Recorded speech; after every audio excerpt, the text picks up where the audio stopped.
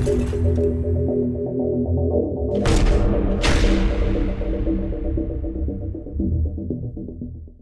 श्री अकाल। दैनिक सवेरा देख रहे तमाम दर्शकों का स्वागत है। मैं रजिंदर कौर लैके हाजिर हाँ किसानी संघर्ष के 15वें दिन की एक खास रिपोर्ट।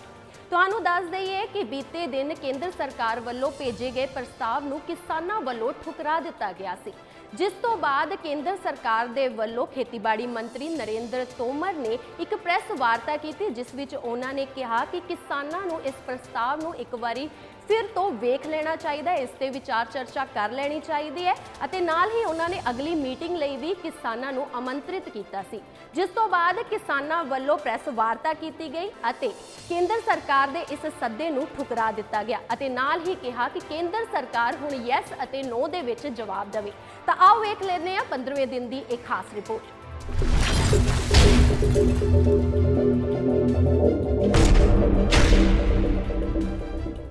कल 14वें दिन खेती कानूनां विच सोध करन लई दित्ते प्रस्तावां नूं किसानां वल्लों ठुकरा दिता गया सी। किसान खेती कानूनां नूं रद्द करवाउण लई अड़े होए ने ते केंद्र सरकार अपने अड़िए रवैये नूं छड्ड नहीं रही। किसानां वल्लों केंद्र वल्लों भेजे प्रस्तावां नूं तां नहीं मन्निया, पर नाल ही कुछ वड्डे ऐलान भी कर दित्ते ने। किसानां ने संघर्ष नूं होर तिखा करन दी गल आखी, जिस दे तहत उन्हां कहा कि पूरे देश विच भाजपा दे दफ्तरां अते आगूआं दे घरां दा घेराव कीता जावेगा। जियो ते रिलायंस मॉल दा बाईकाट ਅਤੇ जयपुर दिल्ली हाईवे 12 ਦਸੰਬਰ तक रोकिया जाएगा। इस दे नाल ही 12 ਦਸੰਬਰ ਨੂੰ पूरे देश के टोल प्लाजा एक दिन ਲਈ फ्री कर दिते जाणगे।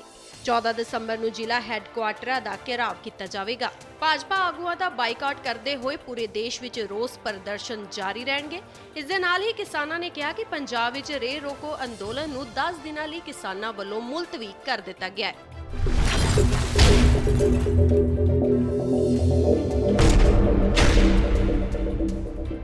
बीजेपी दे प्रधान जेपी नड्डा ते बंगाल दे विच पत्थरबाजी हुई। दस दईए कि बीजेपी प्रधान 2 दिन लई पश्चिम बंगाल दे दौरे ते सन, जिथे खेती कानूनां दे खिलाफ लोकां वल्लों उन्हां दे काफिले उपर पत्थरां नाल हमला किया गया, जिस दियां तस्वीरां विच साफ है कि गड्डी दे शीशे टुटे हुए ने। दस्सिया जा रहा है कि इस दौरान वर्करां उपर लाठी चार्ज भी किया गया। प्रदर्शनकारियों ने जेपी नड्डा नूं कालियां झंडियां विखाईयां अते सड़क जाम करन दी कोशिश भी की। जेपी नड्डा ते यह हमला खेती कानूनां दे विरोध विच होया। पश्चिम बंगाल विच भी इन्हां बिल्लां नूं वापस लैण लई विरोध हो रहा है, जिस दियां तस्वीरां इस घटना दे रूप विच स्पष्ट ने।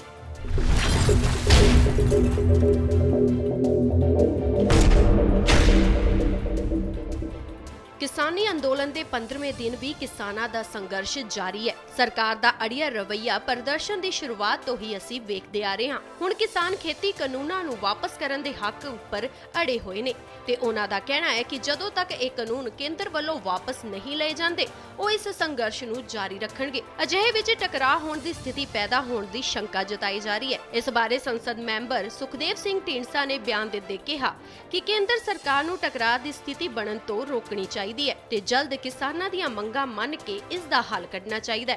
उन्हां कहा सरकार अते किसानां नूं सहमति नाल कोई विचला रस्ता अपनाउणा चाहिए है। सब तो वड्डी गल तां यह है कि पहलां जदों सेंटर ने कानून बनाए सी उदों पहलां किसान जथेबंदियां नूं कंसल्ट कर लेना चाहिए सी, चलो नहीं होया तो फिर 2 महीनों के जदों बैठे सी तो उदों आके उन्हां नाल गलबात की जा सकती सी, उदों शायद कोई सलूशन निकल आंदा। लेकिन हुण दोने पासे इन्ने अड़ गए कि वो कहते भी ये वापस होने चाहिए, वो कहते असीं वापस नहीं लैणे। इस करके मैं समझदा ये देश लई भी और ये पंजाब लई भी और किसानां लई भी ते सरकार लई भी एक घातक साबित होएगा अगर इस नाल गया। इस करके मेरी अज भी बेनती है सरकार नूं कि किसानां नूं सैटिस्फाई करे बिना ये गल नहीं बननी। इस करके उन्होंने सैटिस्फाई करना चाहिए और जिस तरह किसान चाहते हैं उन्होंने किसानों को ये बेनती है कि जे कोई भी, क्योंकि हमेशा टेबल पर बैठ के गल मुकदी है, अगर कोई उन्होंने सोल्यूशन लगता है कि हाँ ये ठीक है किसानों के हक च है और वो मुताबिक वो कर सकते हैं कि वापस जे कोई 1-2 वापस हो जाए, 1-2 ना वापस भी हो, अमेंडमेंट हो जाए, कोई इस तरह का पता नहीं की होएगा कि इन्होंने सोल्यूशन दी है, सरकार ने की दी है, किसानों ने की दी है। किसानों तो सीधा कह दी सानू वापस होने चाहिए। इस करके मैं समझदा कि इस वक्त बहुत ਖਤਰਨਾਕ ਮੋੜ ਤੇ ਇਹ ਗੱਲ ਆਈ ਹੋਈ ਹੈ, ਇਹਨੂੰ ਨਿਪਟਾਉਣਾ ਚਾਹੀਦਾ।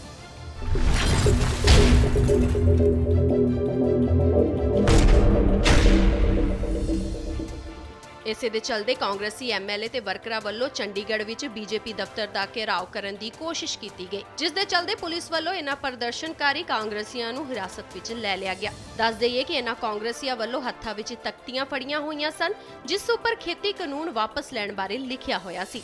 ਇਸ ਦੌਰਾਨ ਵਿਧਾਇਕ ਗੁਰਕੀਰਤ ਕੋਟਲੀ ਨਾਲ ਖਿੱਚ-ਤੂ ਵੀ ਕੀਤੀ ਗਈ ਅਤੇ ਉਹਨਾਂ ਨੂੰ ਹਿਰਾਸਤ ਵਿੱਚ ਲੈ ਲਿਆ ਗਿਆ।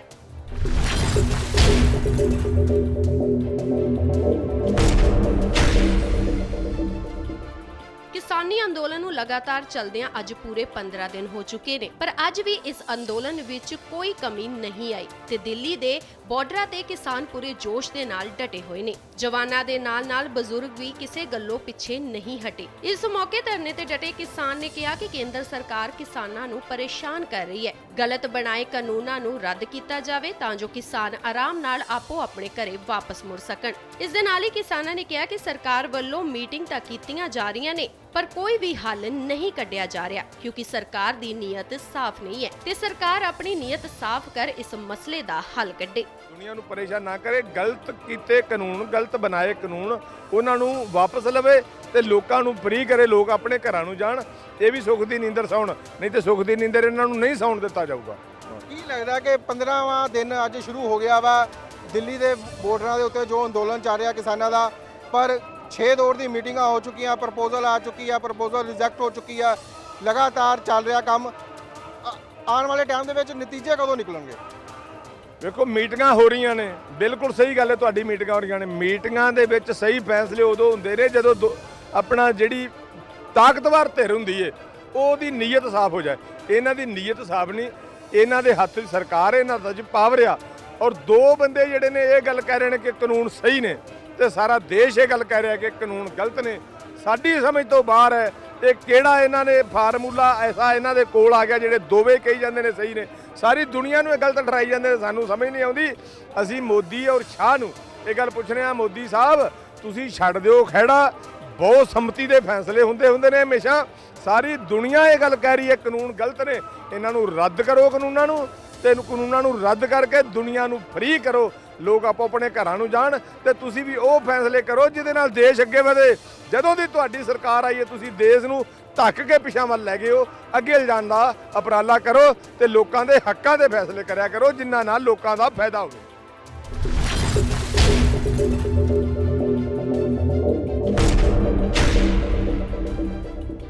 ਪ੍ਰਸਤਾਵਾਂ ਨੂੰ ਕਿਸਾਨਾਂ ਵੱਲੋਂ ਠੁਕਰਾਉਣ ਤੋਂ ਬਾਅਦ ਖੇਤੀਬਾੜੀ ਮੰਤਰੀ ਨਰਿੰਦਰ ਤੋਮਰ ਨੇ ਪ੍ਰੈਸ ਵਾਰਤਾ ਕੀਤੀ, ਜਿਸ ਵਿੱਚ ਨਰਿੰਦਰ ਤੋਮਰ ਨੇ ਕ੍ਰਿਸ਼ੀ ਕਾਨੂੰਨਾਂ ਬਾਰੇ ਅਤੇ ਇਸ ਵਿੱਚ ਕੀਤੇ ਸੋਧਾਂ ਬਾਰੇ ਜਾਣਕਾਰੀ ਦਿੱਤੀ ਅਤੇ ਇੱਕ ਵਾਰ ਫਿਰ ਕਿਸਾਨ ਜਥੇਬੰਦੀਆਂ ਨੂੰ ਮੀਟਿੰਗ ਕਰਨ ਲਈ ਸੱਦਾ ਦਿੱਤਾ ਹੈ।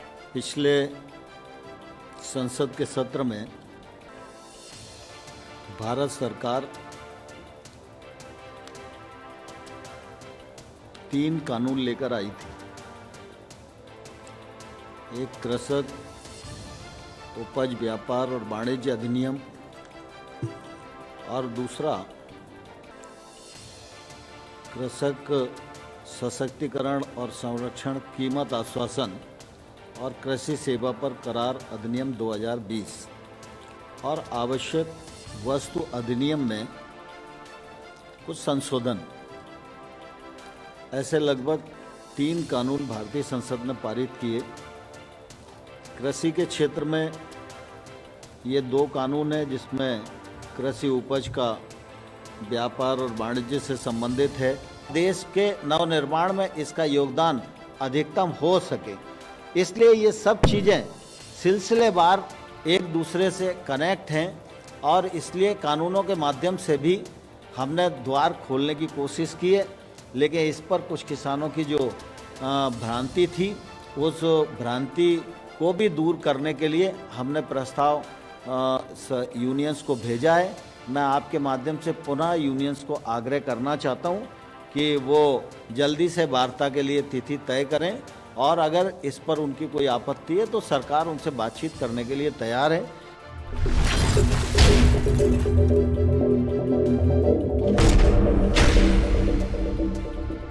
ਤਾਂ ਇਹ ਸੀ ਕਿਸਾਨੀ ਸੰਘਰਸ਼ ਦੇ 15ਵੇਂ ਦਿਨ ਦੀ ਖਾਸ ਰਿਪੋਰਟ, ਜਿੱਥੇ ਕਿਸਾਨਾਂ ਵੱਲੋਂ ਕੇਂਦਰ ਦੇ ਭੇਜੇ ਗਏ ਸੱਦੇ ਨੂੰ ਨਕਾਰ ਦਿੱਤਾ ਗਿਆ ਹੈ। ਅੱਗੇ ਕੀ ਹੋਵੇਗਾ, ਕੀ ਹਾਲਾਤ ਬਣਨਗੇ, ਕਿ ਕਿਸਾਨ ਕੇਂਦਰ ਦੇ ਇਸ ਸੱਦੇ ਨੂੰ ਅਪਣਾਉਣਗੇ ਜਾਂ ਫਿਰ ਉਸ ਦੀ ਗੱਲ ਮੰਨਣਗੇ, ਇਹ ਵੇਖਣਾ ਹੋਵੇਗਾ। ਇਸ ਦੇ ਲਈ ਜੁੜੇ ਰਹੋ ਦੈਨਿਕ ਸਵੇਰਾ ਟੀਵੀ ਦੇ ਨਾਲ।